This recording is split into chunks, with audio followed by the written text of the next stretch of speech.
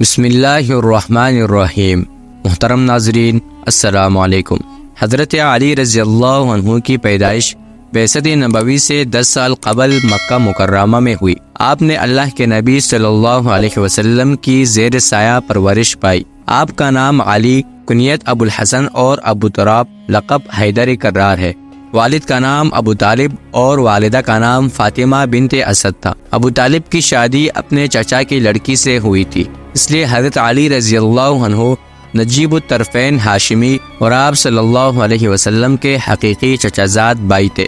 حضرت علی رضی اللہ عنہ کی والدہ حضرت فاطمہ بنت اسد نے بھی حضرت آمنہ کے اس یتیم معصوم کی ماں کی طرح شفقت و محبت سے پرورش کی۔ مستند روایات کے مطابق وہ مسلمان ہوئی اور ہجرت کر کے مدینہ گئی۔ ان کا انتقال ہوا تو رسول اللہ صلی اللہ علیہ وسلم نے کفن میں اپنی قمیص مبارک پہنائی اور قبر میں لیٹ کر اس کو متبرک کیا۔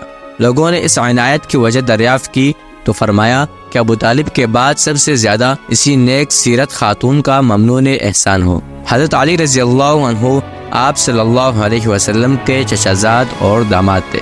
مردوں میں سب سے پہلے اسلام قبول کرنے والے جناب ابوبکر صدیق رضی اللہ عنہ ہے۔ عورتوں میں ام المؤمنین خدیجۃ الکبریٰ رضی اللہ عنہا، اور بچوں میں پہلے اسلام قبول کرنے والے حضرت علی رضی اللہ عنہ ہے۔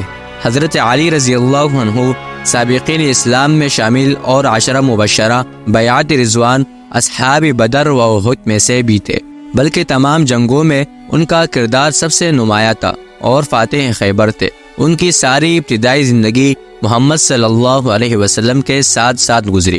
وہ تنہا صحابی ہے جنہوں نے کسی جنگ میں بھی رسول اللہ صلی اللہ علیہ وسلم کو تنہا نہیں چھوڑا۔ اسلام قبول کرنے کے بعد حضرت علی رضی اللہ عنہ کی زندگی کے 13 سال مکہ معظمہ میں بسر ہوئے، چونکہ وہ رات دن سرور کائنات صلی اللہ علیہ وسلم کے ساتھ رہتے تھے، اس لیے مشورہ کی مجلسوں میں، تعلیم و ارشادات کے مجمعوں میں، کفار و مشرکین کے مباحثوں میں اور معبود حقیقی کی پرستش و عبادت کے موقعوں پر غرض ہر قسم کے صحبتوں میں شریک رہے۔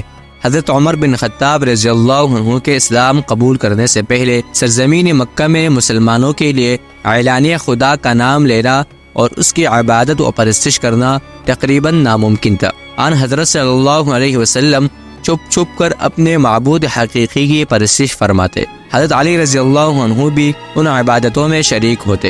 رسول اللہ صلی اللہ علیہ وسلم نے انہیں دنیا اور آخرت میں اپنا بھائی قرار دیا اور دیگر صحابہ کے ساتھ ان کو بھی جنت اور شہادت کے موت کی خوشخبری دی۔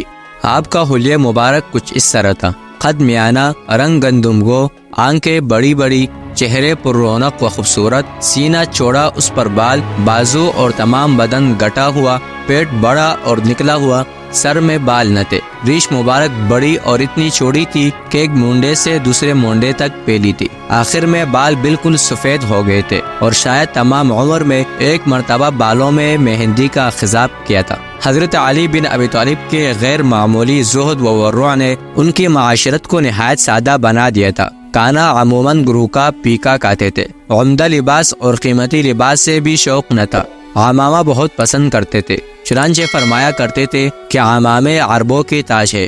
کبھی کبھی سفید ٹوپی بھی پہنتے تھے۔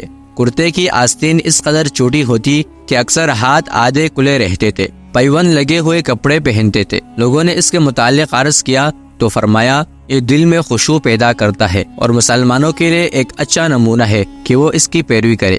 حضرت علی رضی اللہ عنہ نے ایام طفولیت ہی سے سرور کائنات صلی اللہ علیہ وسلم کے دامن عاطفت میں تربیت پائی تھی، اس لیے وہ قدرتاً محاسن اخلاق اور حسن تربیت کا نمونہ تھے۔ آپ کی زبان کبھی کلمہ شرک و کفر سے آلودہ نہ ہوئی اور نہ آپ کی پیشانی غیر خدا کے آگے جھکی۔ جاہلیت کے ہر قسم کے گناہ سے مبرہ اور پاک رہے۔ شراب کے ذائقے سے جو عرب کی گٹی میں تھی، اسلام سے پہلے بھی آپ کی زبان آشنا نہ ہوئی اور نہ اسلام کے بعد۔ آپ ایک امین کے تربیت یافتہ تھے، اس لیے ابتدا ہی سے امین تھے۔ آپ صلی اللہ علیہ وسلم کے پاس قریش کی امانتیں جمع رہتی تھی۔ جب آپ صلی اللہ علیہ وسلم نے ہجرت فرمائی تو ان امانتوں کی واپسی کی خدمت حضرت علی کے سپرد فرمائی۔ اپنے عہد خلافت میں آپ نے مسلمانوں کی امانت بیت المال کی جیسی امانت داری فرمائی۔ شجاعت و وصالت حضرت علی کا مخصوص وصف تھا، جس میں کوئی معاصر آپ کا حریف نہ تھا۔ آپ تمام غزوات میں شریک ہوئے اور سب میں اپنی شجاعت کے جوہر دکھائے۔ اسلام میں سب سے پہلے غزوہ بدر پیش آیا، اس وقت حضرت علی کا عنفوان شباب تھا، لیکن اس عمر میں آپ نے جنگ آزما بہادروں کی دوش بدوش ایسی داد شجاعت دی کہ آپ اس کے ہیرو قرار پائے۔ حضرت علی رضی اللہ عنہ بچپن ہی سے درسگاہ نبوت میں تعلیم و تربیت حاصل کرنے کا موقع ملا، جس کا سلسلہ ہمیشہ قائم رہا۔ آپ کے تقرب و اختصاص کی بنا پر خود رسول اللہ صلی اللہ علیہ وسلم آپ کو قرآن مجید کی تعلیم دیتے تھے۔ بعض موقعوں پر قرآن مجید کی آیتوں کی تفسیر بھی فرماتے تھے، چند مخصوص حدیثیں بھی قلم بند کر لی تھی۔ غرض حضرت علی رضی اللہ عنہ نے ابتدا ہی سے علم و فضل کے گہوارے میں تربیت پائی تھی، اس لیے صحابہ کرام میں آپ غیر معمولی تجربہ اور فضل و کمال کے مالک تھے۔ نوش و خوانت کی تعلیم آپ نے بچپن ہی میں حاصل کی تھی۔ چنانچہ ظہور اسلام کے وقت جب آپ کی عمر بہت کم تھی، آپ لکھنا پڑھنا جانتے تھے، اسی لیے ابتدا ہی سے بعض دوسرے صحابہ کی طرح آپ بھی آپ صلی اللہ علیہ وسلم کے تحریری کام انجام دیتے تھے۔ چنانچہ کاتبان وحی میں آپ کا بھی نام ہے۔ آن حضرت صلی اللہ علیہ وسلم کی طرف سے جو مکاتیب و فرامی لکھے جاتے تھے، ان میں بعض آپ کے دست مبارک کے لکھے ہوئے تھے۔ چنانچہ حدیبیہ کا صلح نامہ آپ ہی نے لکھا تھا۔